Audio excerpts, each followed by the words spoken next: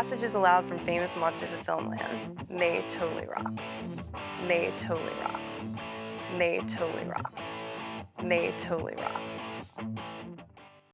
Hello there, Monster Kid Radioheads. This is Kenny with a video look at famous monsters of filmland.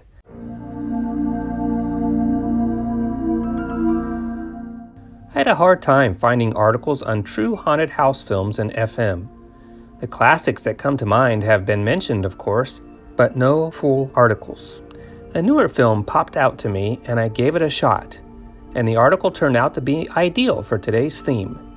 Let's look at FM 157's 1979 coverage of the Amityville Horror. The Magus, the Haunting, the Innocents, the Uninvited, the Hell House. Memorable fright films all. But now comes a challenger, a Chillinger, a house of horror movie that may cause The Exorcist to move over. Will it exorcise all previous haunted houses from your mind? Well, read on and make up your mind. Then see the picture and hang on to your sanity, if you can, if it doesn't scare you out of your wits. A haunted house in this day and age? The dream house that turned into a nightmare. Such is the stuff that the Amityville Horror is made of. American International, who recently brought us Love at First Bite with George Hamilton, and later this year will unleash Meteor on the world, took on the task of turning Jay Anson's book into a workable screen production suitable for today's audience. What is so strange about this particular movie is that it's not a typical haunted house kind of film. It's based on fact. The house actually exists in Long Island, and a real family lived there for 28 terrifying days. The house is a stylish, contemporary home situated in the suburbs of Long Island. Outwardly, it's a normal, everyday house. Nothing seems out of the ordinary. But the horror within was beyond human comprehension because it was true. The haunted house theme is nothing new to movies. Things unknown and unseen terrors have haunted the screen for a number of years. Lon Chaney haunted the sewers beneath the Paris Opera House in Phantom of the Opera. Boris Karloff was the deformed butler in The Old Dark House. The somnambulist in Cabinet of Dr. Caligari terrorized the countryside and a bedroom or two.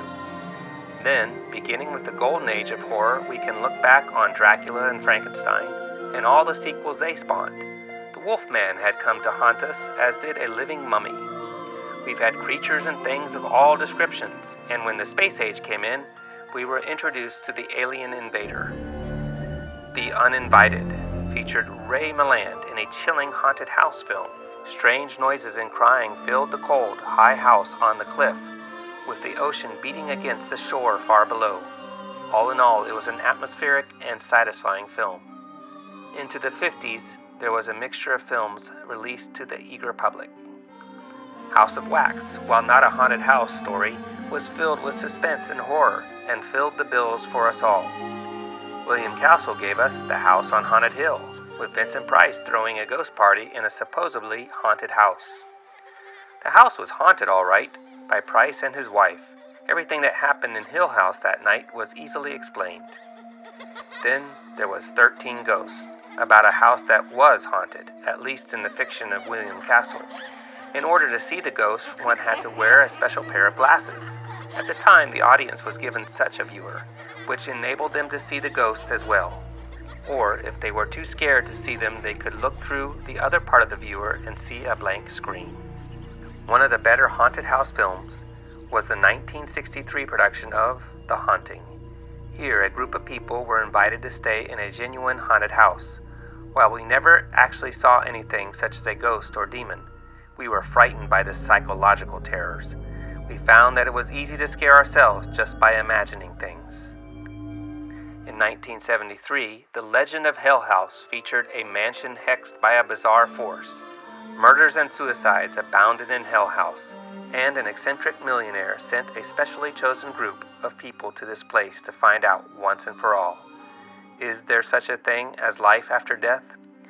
When things begin to fly around the room and the fireplace belched out a stream of fire and smoke, and one of the girls was killed, the people were convinced there was a supernatural force in this cursed place, It was a terrifying experience for them all, and for the audience as well. So the cycle leads up to Amityville, in a most unlikely place.